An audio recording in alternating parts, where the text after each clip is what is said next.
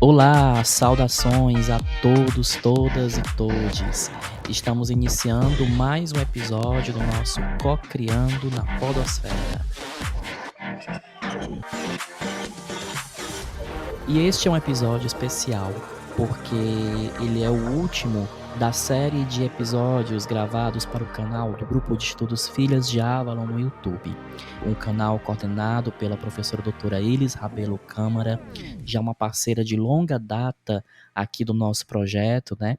E que nos brindou, né, nos autorizou a publicarmos aí essas 10 aulas como episódios de podcast, ampliando assim o alcance de todo o conteúdo ministrado nessas aulas no YouTube, que ocorreram, né, na terceira edição do Grupo de Estudos Filhas de Avalon no ano passado, em 2023.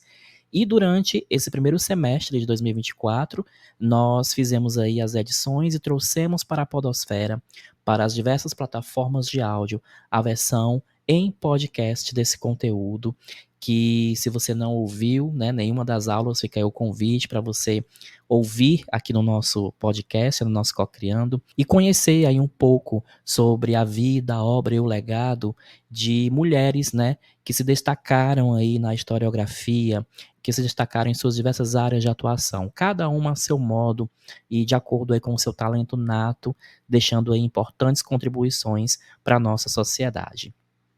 Esta última aula ela foi gravada no mês de julho de 2023 e estamos aqui trazendo, né, esse recorte aí dividido em 4 partes, serão 4 episódios abordando aí a vida de Maria Madalena, a vida, o legado, as influências, né? Tudo aí com esse recorte historiográfico, biográfico, muito bem feito pela professora Iris Rabelo Câmara. Então, quero apresentar a palestrante, né, desse episódio, professora doutora Iris Rabelo Câmara, é professora visitante hispano-brasileira na Universidade Estadual do Ceará, a UES, é pesquisadora da FUNCAP, pós-doutora em educação pela UES, é doutora e mestra pela Universidade de Santiago de Compostela, especialista em ensino de língua espanhola pela Uniateneu, especialista de ensino de línguas estrangeiras em inglês pela Universidade Estadual do Ceará, licenciada em letras português e inglês e suas respectivas literaturas pela Universidade Estadual do Ceará. Atualmente, é graduanda em 3 cursos de licenciatura distintos pelo Centro Universitário Estácio de Sá. São eles: Letras Espanhol, Pedagogia e História, com a finalidade, né, de complementar a sua formação de base. No pós-doutorado, com foco na história oral, a professora Iris investigou sobre as rezadeiras da periferia de Fortaleza. Tendo a figura da mulher mística e empoderada sempre em foco, seus objetos de estudo, tanto no mestrado quanto no doutorado, foram a literatura celta, os feminismos, a figura da bruxa e a lenda arturiana no Magnum Opus de Marion Zimmer Bradley, As Brumas de Avalon. Atualmente, é também revisora de diversos periódicos científicos nacionais e internacionais em suas áreas de atuação e membro de corpos editoriais de editoras e de revistas científicas. Vem desenvolvendo pesquisas diversas com ênfase no empoderamento feminino, na arte da cura através do elemento feminino, as rezadeiras, né?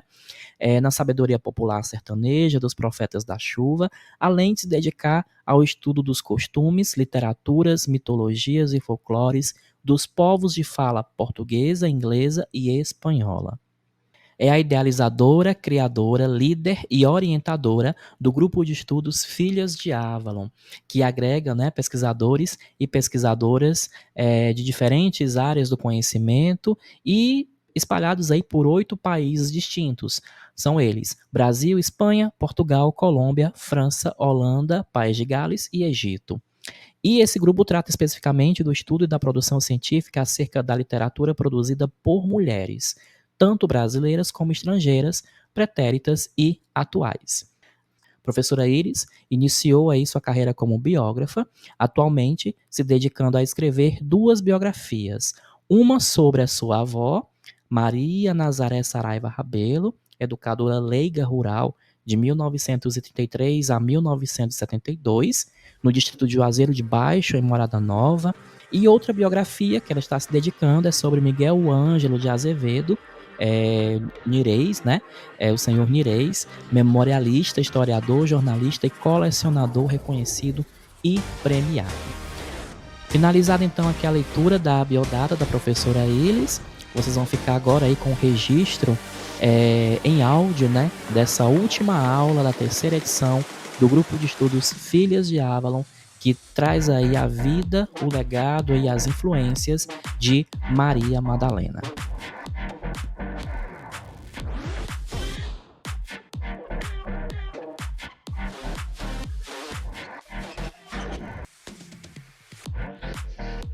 E a Palestina, professor? O que é a Palestina, que é tanto falado? Pois é uma região que cobre a Cisjordânia, que é onde está Belém, Israel e a faixa de Gaza.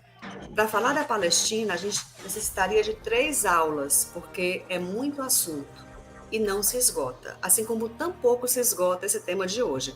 A gente vai pincelar, mas mostrando com convicção e provas quem foi essa mulher chamada Maria Madalena. E viveu na Palestina no tempo de Jesus. E aqui nós temos um mapa da Palestina naquele momento. Tinha apenas 4 províncias. Que províncias eram essas? A Judéia, que era a província mais desenvolvida, a Samaria, que tinha a sua pecha de preconceito, né? Quando a gente fala em samaritano, Samaria, vem aí todo um rol de preconceitos e adjetivos pouco qualificativos. A Galileia, que é o que nos importa, que era a região menos desenvolvida, era a mais pobre, era a mais atrasada, mas também era pesqueira e comercial. Por quê? Porque ficava à margem do Mar da Galileia. Magdala era uma das cidades mais importantes desse contexto, desta província, devido especificamente à pesca e ao comércio. E temos a Pérea, que é muito pouco falada. Então, se a gente olha para o mapa, a gente vê o que está em verde não interessa para nós, tá? Só o que está em laranja e azul. Temos a Galileia, ao norte, a Samaria e a Judéia, um pouco mais abaixo da Galileia, e a Pérea, em laranja, que está à esquerda. Para a gente falar de Madalena, a gente tem que falar de Migdal. E o que era Migdal? Era um nome de mulher? Era um nome de cidade? Pois sim. Migdal quer dizer torre em hebraico e tem toda a sua história ancorada na história de Madalena também. Migdal virou Magdala e deu origem ao nome Madalena, ao adjetivo gentílico Madalena. Madaleno, Madalena, é aquele que nascia em Magdala, que era a antiga Migdal. Portanto, Migdal remonta ao período helenístico. E quando foi isso? Quando os gregos estiveram sob o domínio do Império Macedônico, Carlos Magno, entre os séculos 3 e 2 a.C. Naquele momento, nós tínhamos vários povos que pululavam pela terra. Especificamente, que a gente conhece, que está documentado, entre a Europa, o Mediterrâneo e toda a parte mais oriental, entre África e Ásia. África, bastante menos, mas principalmente Ásia. E quando a gente fala de África, é só no que está perto do Mare Nostrum, que é o Mediterrâneo. Por quê? Porque foi uma onda de invasões que aconteceram naquele momento, antes e depois também, e tinha Alexandria como foco. Alexandria era a cidade mais desenvolvida e a província mais importante de Roma, do Império Romano do Ocidente, na África. Mas lá em cima, né, digamos que acima do Saara, muitíssimo. Pois era uma aldeia, Migdal, de pescadores, ficava mais ou menos a 200 quilômetros ao norte da Palestina e foi completamente destruída entre 66 e 73 depois de Cristo. Existiu uma rebelião forte, uma revolta chamada Grande Revolta Judaica, da qual participou toda a comunidade naquele momento, a comunidade que vivia em Migdala, no governo de Vespasiano. Eles foram duramente rechaçados, mas mesmo assim destruiu-se Jerusalém, o templo e a fortaleza de Massada, que era a joia do Império Romano. Essa rebelião começou na Galileia, mas se estendeu por todo o Império. Ela teve um efeito cascata e atingiu todo o Império, espalhando-se completamente pela Palestina. O que ocorre? Para tentar salvar partes da cidade que não foram atingidas ainda, as pessoas que ainda estavam vivas traziam, levavam, faziam um traslado do que era o templo de Migdala para uma região mais segura. Portanto, aquelas pessoas que ainda estavam vivas transferiram as colunas. A gente pode dizer, mas como transferir uma coluna? A coluna não é feita de uma vez, como a gente faz um poste hoje. Não é assim. Era feita por rodelas. Tanto que se você vai em qualquer igreja medieval, especificamente, você vai ver que aquela coluna é feita de rodelas. São rodelas sobrepostas e, claro, que muito bem amalgamadas, mas não são feitas de uma vez, são feitas por partes. Tanto que uma cidade, quando sofre um terremoto, especificamente uma cidade muito antiga, como foi o caso, por exemplo, de Olímpia, na Grécia, você vai ver que o templo de Apolo e o que circunda aquele templo está tudo destruído, mas preservado, e as colunas que estão ao chão estão fatiadas, muito bem fatiadas, exatamente por isso. Pois as pessoas levaram de Migdala para um local mais distante, mais ermo e mais acima, mais ao norte, todas essas colunas, pouco a pouco, e partes que eles puderam recuperar, principalmente da sinagoga, que isso era o mais importante. A região e toda a religião judaica sincronizava e sintonizava os assuntos entre si na sinagoga, que era o local de congregação.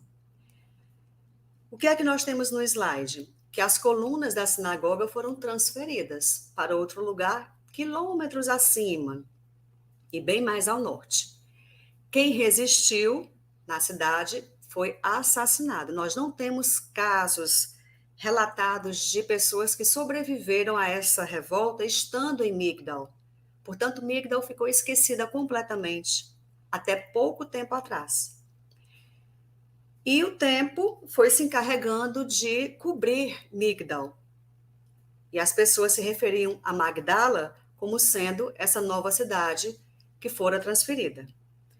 Portanto, temos aqui, segundo Santos, 2007, que Migdal significa a torre do peixe salgado.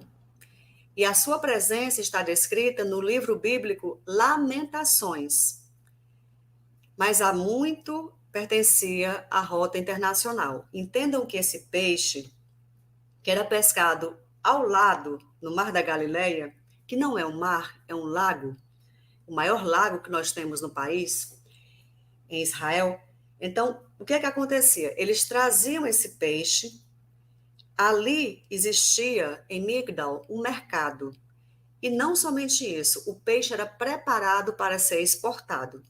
Esse peixe era salgado, porque naquele tempo nós não tínhamos refrigeração, não tínhamos essa tecnologia para transformar um alimento que está in natura em um alimento um pouco mais processado e ele durar mais tempo. Nós não tínhamos nada disso.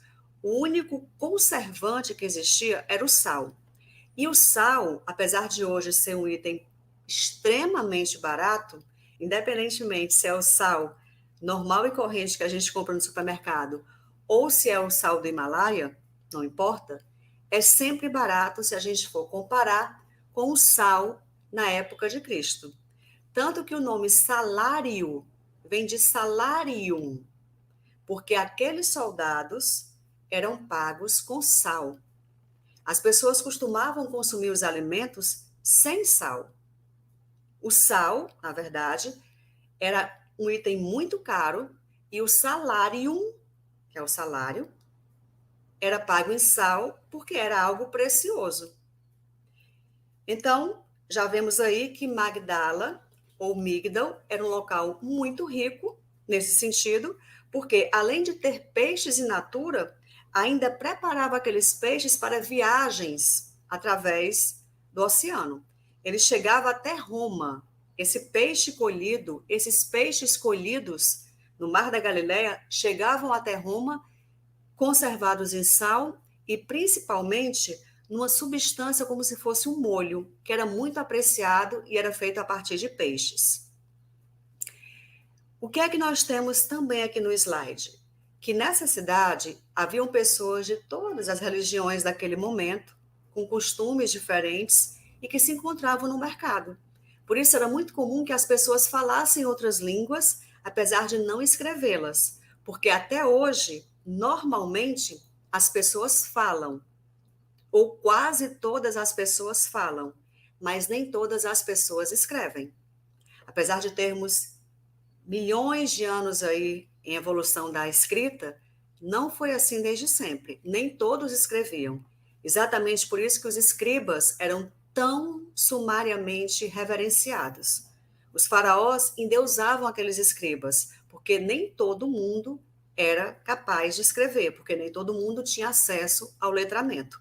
Toda a comunicação, todo o ensinamento era passado de forma oral, razão pela qual muito do que nós conhecemos de Cristo foi passado oralmente e foi transmutado em palavras basicamente 100 anos depois pelos apóstolos e por quem os descendeu.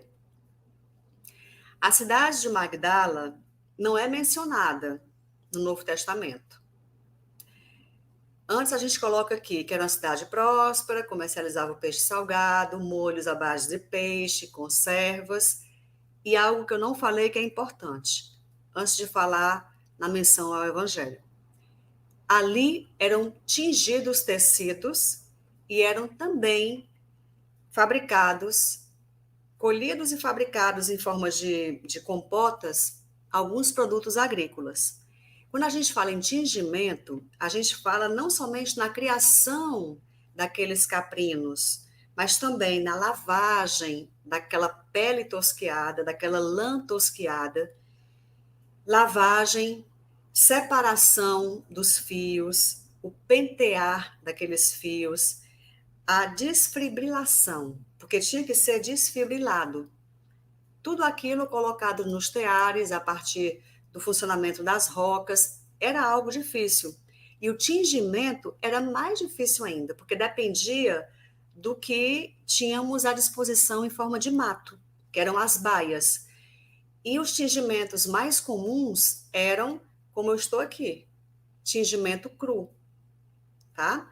Era muito difícil algum tingimento verde ou vermelho, porque dependeria de baias mais selecionadas, de plantas mais selecionadas que colocadas em infusão, ou pelo menos em decantação com água, geravam uma tinta específica. E quanto mais verde e quanto mais vermelho, mais difícil, mais caro esse tratamento. Com relação ao Antigo Testamento, não temos citações de Magdala, e no Novo, tampouco.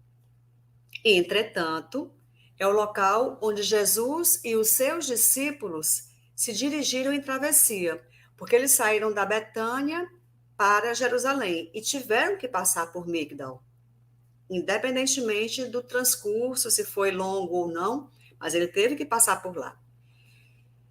Após ter alimentado 4.000 pessoas com os pães e os peixes que nós vimos em Mateus, capítulo 14, versículos 17 a 21.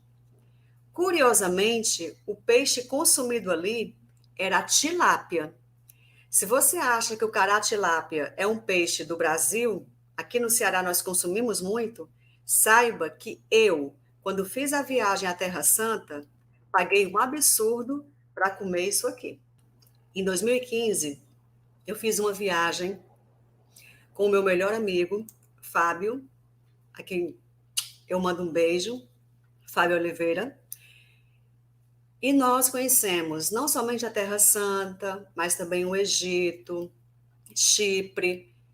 E nesse meio tempo, foi importante a gente registrar, não somente como fotos de viagem, mas também, em termos culturais, algumas diferenças gritantes.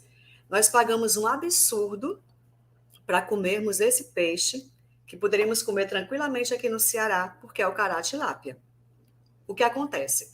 Essa expedição, esta excursão, era de mais ou menos metade de um dia, né? Nós saímos muito cedo de Jerusalém e fazíamos o caminho inverso. Nós saímos de Jerusalém, íamos até o ponto onde Cristo começou a pregar, né, em Cafarnaum, e fazíamos o percurso dele todinho de ônibus. Parávamos em alguns locais, paramos em Nazaré, vimos em loco, entramos e tiramos fotos, fizemos registros da Basílica da Natividade, conhecemos os locais santos, do Santo Sepulcro, mas isso aqui me chamou muita atenção, porque falava-se, o guia falava muito, né, que nós íamos comer o peixe que Jesus e seus discípulos pescavam, só que só foi revelado que era tilápia quando a gente já estava com o prato na mão. E só podíamos pegar essa quantidade.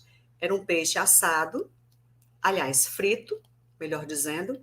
Alguns pediram assado, mas a grande maioria foi realmente frito, com algumas lasquinhas, se é que eu posso chamar assim, de repolho, 3 batatas murchas, como a gente está vendo aí, com casca, e 1/4 de limão siciliano.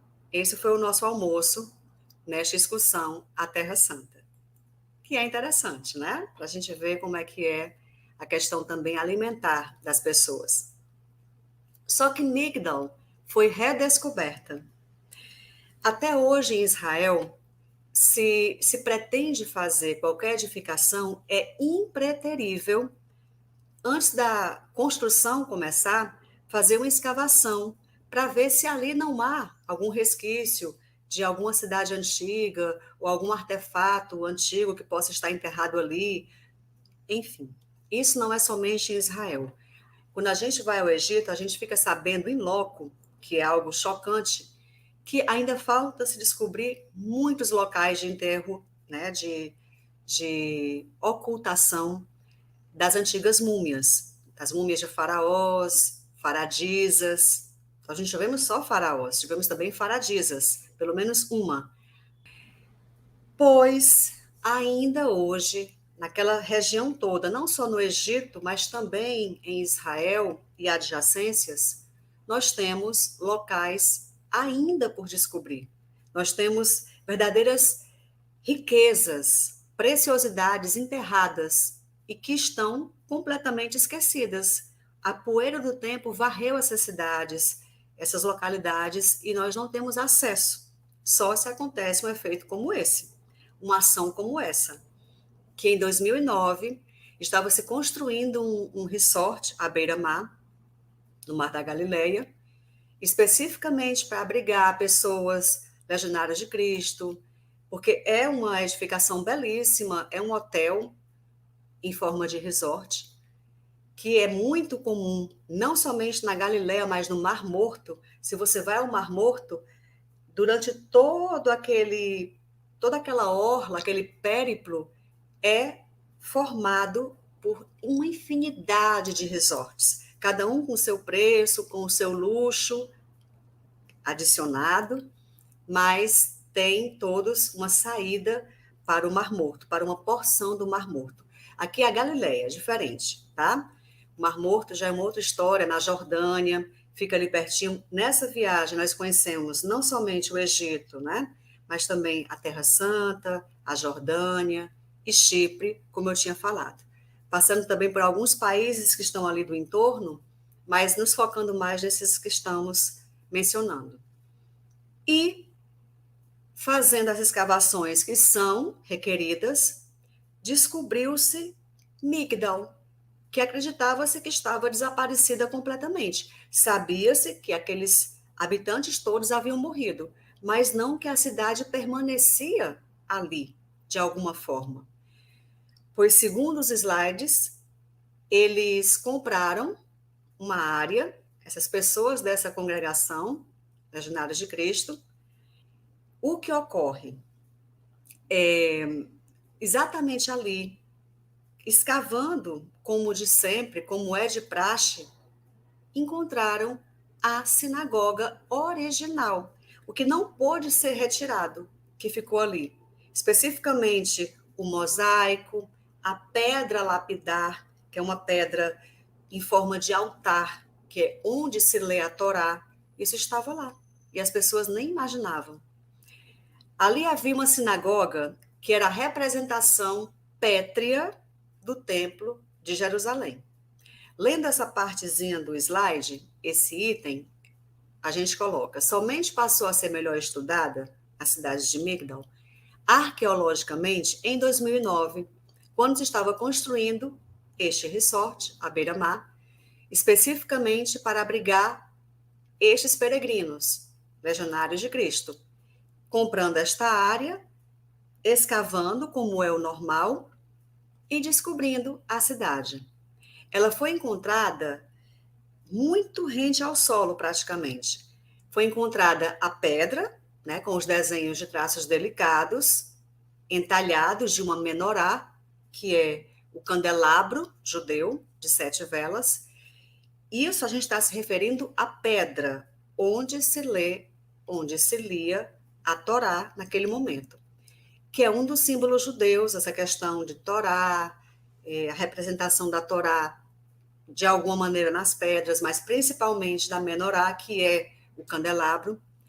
E essa é uma das 10 sinagogas, é uma das 100 mais antigas, mas uma das 10 mais antigas do mundo.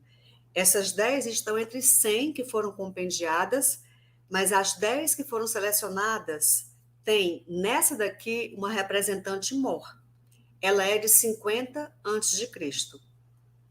Então, uma sinagoga dessa época, do ano 100, era a parte mais importante da cidade, porque nós tínhamos o quê? Um conglomerado de casas, tínhamos as termas, o mercado, tínhamos o templo e a sinagoga.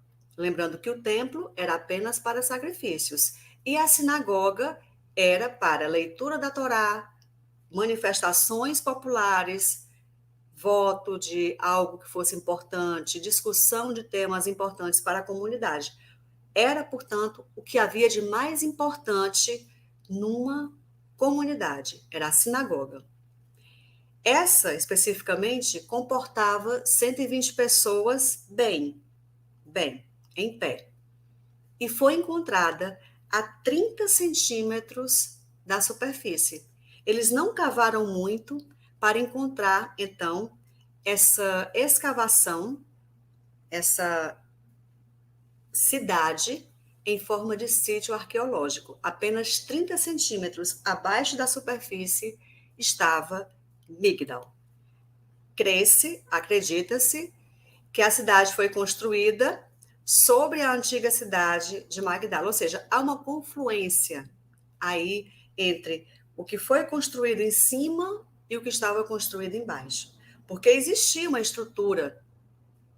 O resort foi feito em cima de algo que já estava construído, mas não se sabia que por debaixo existia uma estrutura que era infinitamente mais antiga, que era de 50 antes de Cristo. E foi exatamente aí, nessa cidade, com essa comunidade, com esse contexto, nessas situações, que nasceu Miriam de Migdal.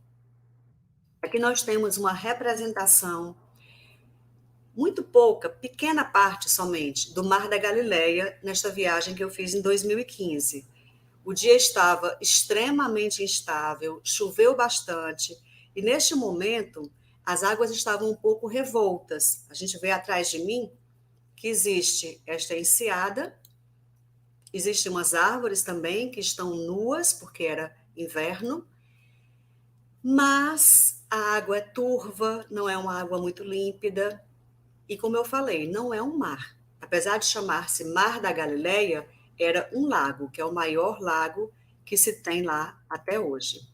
E aqui está a escavação de Migdal. Nós vemos em cima um suporte de madeira que está protegendo esse sítio arqueológico. E temos ao lado, ao fundo, o que é o resort. O resort respeitou, ele podia muito bem ter simplesmente se afastado e deixado para lá a cidade de Migdal. Não, ele abraçou a cidade de Migdal, antiga, e colocou-se ali de maneira a que você, estando no resort, possa apreciar Migdal. Aqui nós temos, dentro da sinagoga, esse mosaico, e essa flor que nós vemos aí não é à toa, né? Ela tem uma representação não só feminina, nesse sentido de ser uma flor, mas também refere-se às tribos de Judá. E bem no centro, nós temos uma réplica, porque é uma proteção, né? A gente não pode deixar aí a pedra original, porque as pessoas podem vir a cometer atentados, podem tentar roubá-la, apesar do amplo arsenal que temos ao redor, sempre, pessoas muito armadas e muito bem preparadas, mas sempre pode acontecer algum acidente. Desta razão, nós temos aqui uma réplica da pedra original, essa pedra basilar, onde se lia a Torá e ao redor da qual todos se reuniam para ouvir o Ravi, que era o mestre, e também discutir os seus temas. Nós temos aqui a pedra vista de cima, bem em cima dela temos uma flor que forma Vésica Piscis, tanto dentro como fora, formando as 12 tribos de Israel, as 12 tribos de Judá.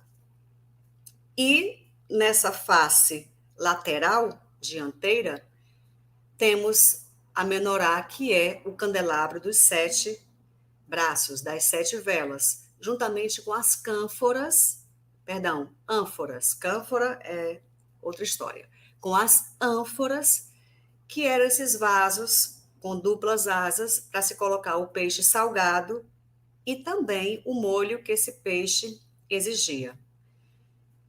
Aqui, visitando Nazaré, que tem tudo a ver com Jesus, temos do lado esquerdo uma foto que eu tirei de dentro do ônibus, na excursão, onde nós temos, não somente em inglês, mas também em hebraico e em árabe, as indicações de Nazaré. E da Basílica da Anunciação, que é essa que está à minha direita. Eu estava saindo da Basílica da Anunciação, que tem esse nome, por quê?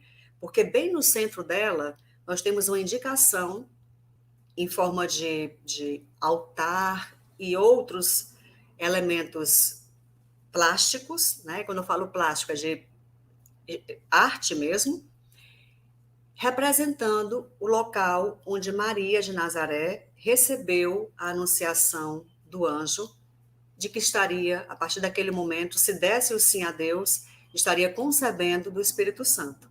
Pois nesta igreja, nesta basílica, saindo dela, já com o guia nos chamando, eu corri para fazer essa foto que não ficou muito bem tirada, como tampouco ficou bem tirada que eu tirei de dentro do ônibus para ver as placas, mas prestem bem atenção na parede que está à esquerda. Nós temos aí vários quadros, e vários deles, porque é uma galeria enorme, tem a Vésica Piscis com um santo no meio. E Nossa Senhora que está aqui bem no meio desse pátio, que está com as mãos postas de maneira a conceder graças, Nossa Senhora de Nazaré, porque essa é a região de Nazaré, é esse povoado, tem ao seu redor um labirinto. E isso não está aí à toa. Era muito comum, isso foi uma prática, construir-se igrejas cristãs em cima de antigos templos pré-cristãos. Portanto, na visão cristã, templos pagãos. E normalmente esses templos tinham esses labirintos. Por quê? Porque tem tudo a ver, tem tudo a se conectar com a questão da deusa, da ancestralidade feminina, do poder feminino, da divindade feminina. E nós temos até hoje, no subsolo de antigas catedrais, para quem é curioso e quer realmente se instrumentalizar nesse sentido, temos acesso aos labirintos, tal como esse daqui.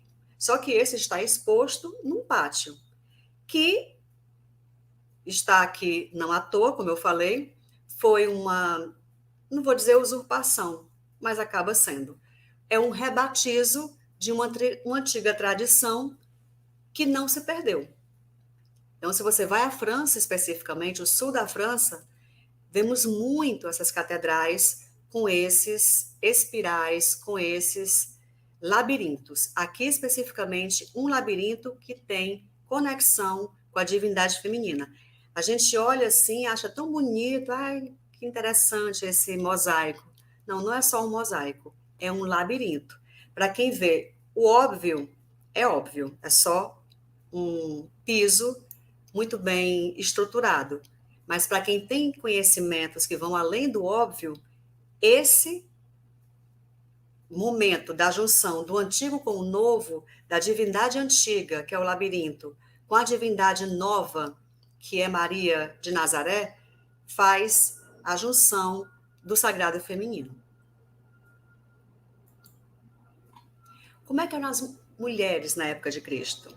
Elas eram reclusas em casa, não eram tidas como cidadãs, não participavam da polis, que é a vida da cidade, a vida urbana, a cidade em si, não participavam da eclésia, que é a igreja, que é a congregação daquelas pessoas que são doutrinadas por uma religião, e as suas famílias dependiam do marido, do pai, do filho mais velho, ou seja, essas mulheres eram nomeadas a partir dos seus antecedentes ou descendentes.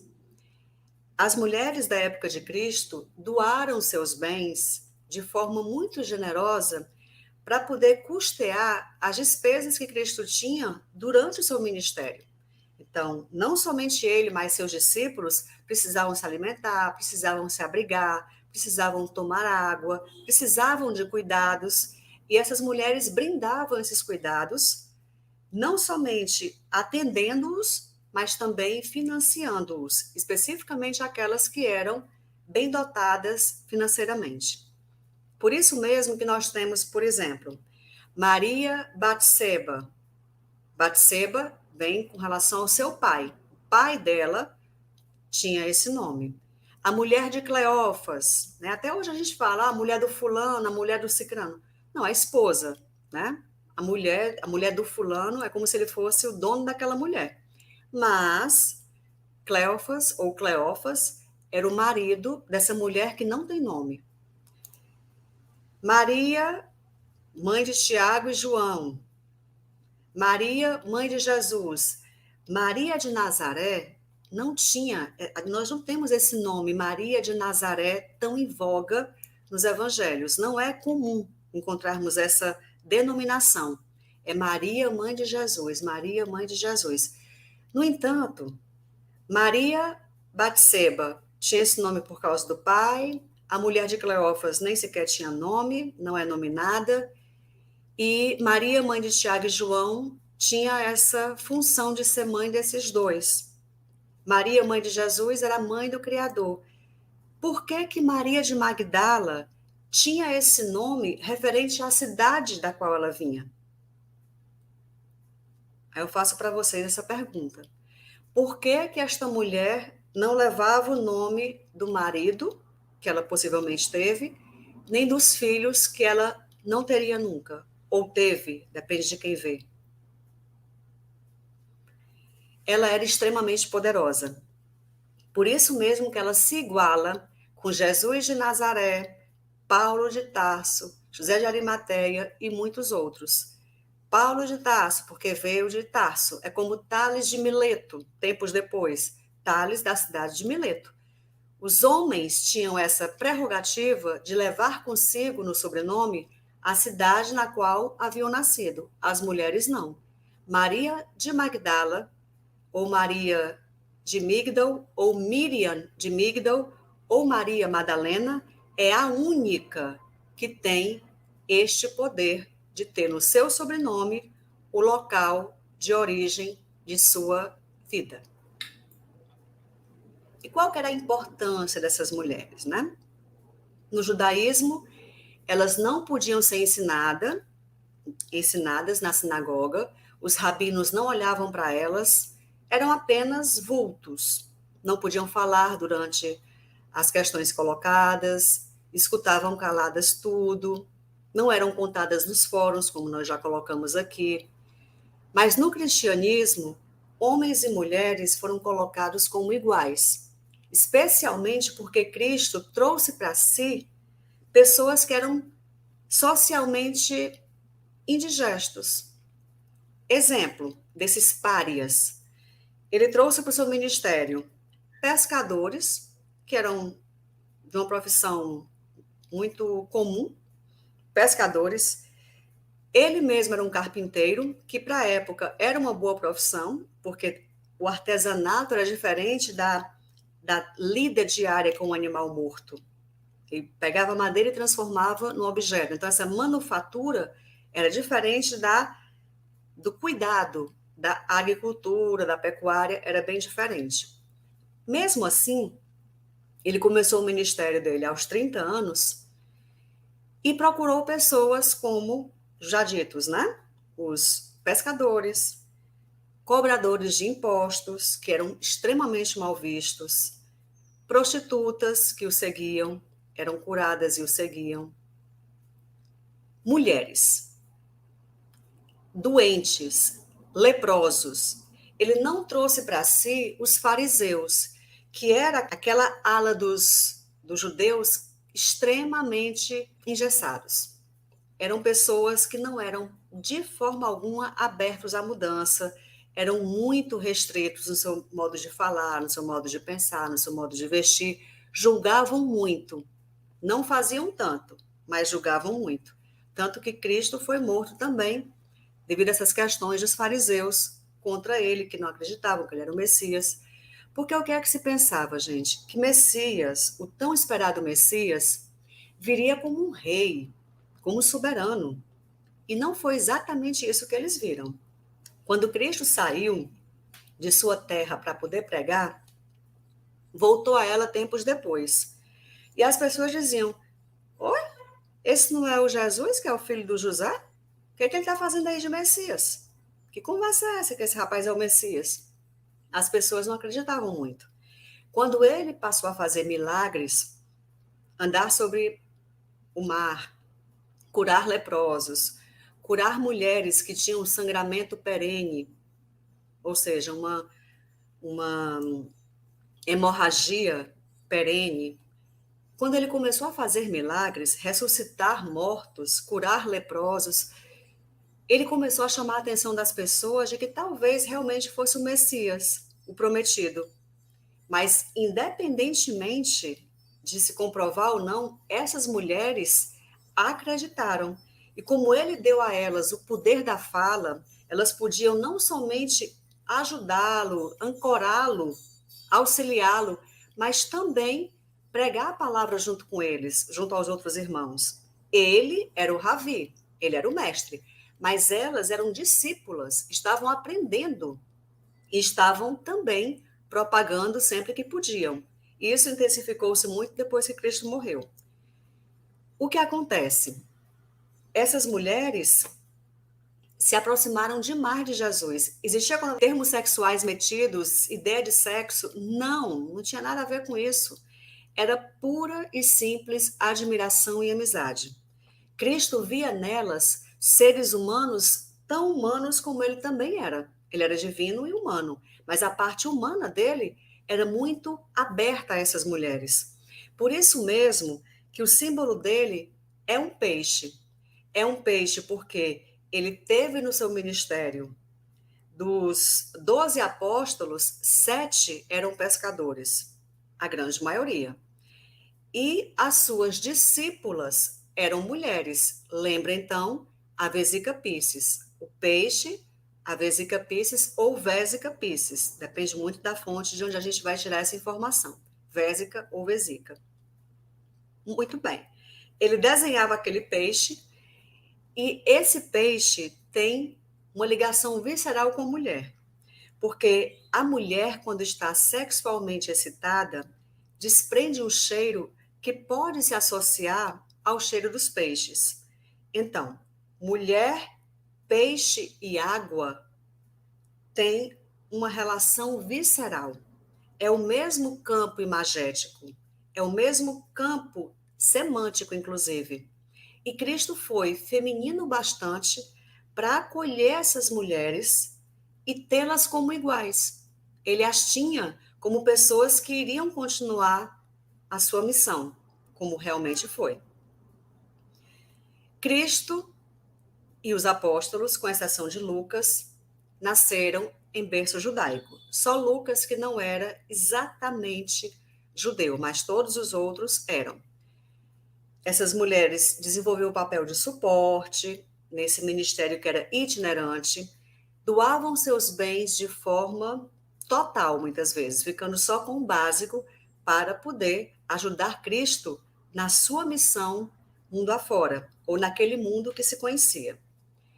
E Santos coloca para nós, em 2007, página 35, que o termo servir, que foi traduzido do grego diakonem, tem a mesma função de diácono, demonstrando as funções atribuídas às mulheres no grupo de discípulos.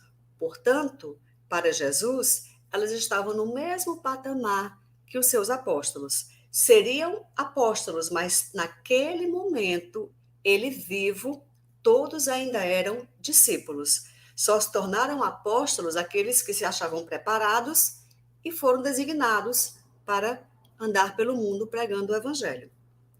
Acompanharam de perto Jesus, acompanharam de perto não somente a sua pregação, os seus milagres, mas também a sua prisão, a sua tortura, a sua morte e a sua ressurreição. Cristo não apareceu para homens, apareceu para uma mulher. Das mulheres que foram ali cuidar do corpo dele, embalsamar o corpo de Jesus, ungí-lo, somente uma teve o privilégio de vê-lo, que foi Maria de Magdala, ou Miriam de Migdal. Apenas essa, como já colocamos. E o que a gente pode falar mais desse contexto? Não somente naquele momento em que Cristo estava ali pregando e se fazendo conhecido, mas Jerusalém já estava se preparando, de alguma maneira, para recebê-lo. Aquelas pessoas que estavam em Jerusalém, com aqueles ramos nas mãos, tinham pessoas que realmente vieram recebê-lo, mas também foram alguns dos que estavam com ele e que foram para lá. O que acontece? Cristo, no sábado, em Betânia, foi ungido por Maria Madalena. Quando a gente fala de unção, a gente fala de profetas, a gente fala de sacerdotes, a gente fala de reis. Na época de Cristo, somente se podia ungir essas 3 categorias. E normalmente quem ungia era um profeta. Aí vocês me expliquem como é que Maria de Magdala ungiu Cristo para que ele pudesse sair dali, de Betânia, e ir para Jerusalém, já para a sua crucificação. já para o seu martírio. Ela protegeu esse homem em forma de ungüentos, em forma de bálsamos, perfumes, especificamente o nardo, que era uma essência muito cara na época. E as pessoas que estavam com Jesus, especificamente os profetas, ficaram um pouco decepcionados quando Jesus subiu, foi até Betânia, e quando ele desceu para Jerusalém, antes de ele realmente chegar em Jerusalém, estando ainda em cima, porque aquela região é muito montanhosa, ele chorou. Ele era humano e ele chorou. Era Deus, era divino, mas também tinha sua porção humana. E a porção humana de Jesus estava com medo. E aquelas pessoas que estavam ali se questionaram. Meu Deus, é esse o homem que tu mandas para nós? Ele está chorando. Ele não pode ser um filho do Deus. Se ele está chorando, ele está com medo. Já houve aí um certo estranhamento. Quando ele desce com o jumentinho, atenção que existe também uma simbologia para isso. Quando alguém entrava numa cidade no lombo de um cavalo, significava vencer uma batalha. Era assim que os generais, que os militares entravam nas cidades triunfantes, em cima de cavalos. No jumento, a história é outra. Sobre um jumento vai sempre alguém em missão de paz. Não é à toa que ele entrou em Jerusalém em cima de um jumento. Ele sabia que ia morrer. Ele tinha total convicção que não sairia vivo dali. Mas ele foi em missão de paz, em cima de um lombo de jumento. Os apóstolos ficaram assim um pouco acabrunhados, porque tinham visto Jesus curar leprosos, curar uma mulher que se dessangrava, ressuscitar mortos como Lázaro e outras pessoas, andar no meio das mulheres, ouvi-las, fazê-las falar. Como é que esse homem que andava sobre o mar da Galileia, como é que esse homem que andava sobre águas tempestuosas e tempestuosos tempos como aqueles, expulsou vendilhões do templo, como é que esse homem entrava ali em missão de paz, quando o que eles queriam era a guerra mesmo, mudar todo aquele sistema, porque existia um desconforto muito grande com relação a Roma. Como foi isso? Eles não entenderam essa mudança de comportamento. É como se ele tivesse ficado muito docilizado. É como se ele tivesse amainado a sua força. E eles foram se escondendo. Quem foi que realmente ficou com Jesus até o final? Maria de Nazaré, sua mãe, Maria de Magdala, ou Miriam de Migdal, e João Batista. Esses três. Todos os outros desapareceram entre a multidão. E Jesus ficou praticamente sozinho enquanto estava sendo crucificado. 20 ou 30 anos após a morte de Cristo, a importância delas foi sendo pouco a pouco minada, exaltando-se a importância dos apóstolos, porque já estavam pregando mundo afora, mas até o século III elas exerciam cargos eclesiásticos junto com os homens. O que é que nós temos aqui? Próximo slide. As cartas paulinas não mencionam o status social e os papéis sexuais dessas mulheres. Não indica se eram viúvas, se eram virgens, se eram casadas, se eram solteiras. Aparecem como cooperadoras que trabalharam em igualdade com os outros discípulos naquele momento. Paulo, Evódia e Síntique. Isso segundo Santos, 2007, página 38. Maria de Magdala não é uma pessoa que acompanha Jesus ocasionalmente, de forma alguma. Ela faz parte do dia a dia. Ela faz parte do grupo itinerante dele. Eu vou até aqui procurar um óleozinho que eu vou precisar depois, que está aqui em algum lugar. Um óleozinho que vai ser essencial quando a gente fala de benzeção. O que é que nós temos aqui? Magdala, Maria de Magdala, essa pessoa que está o tempo todo com Jesus. Mas por quê? Porque existia uma transformação. Invertendo as restrições sofridas na sinagoga e no templo, na igreja doméstica, as mulheres judaicas e as gentílicas, que não eram especificamente as convertidas, participavam das celebrações. Então, olhem bem, invertendo aqui totalmente o que existia naquele momento, a mulher passou a participar realmente. Ela inverteu as polaridades.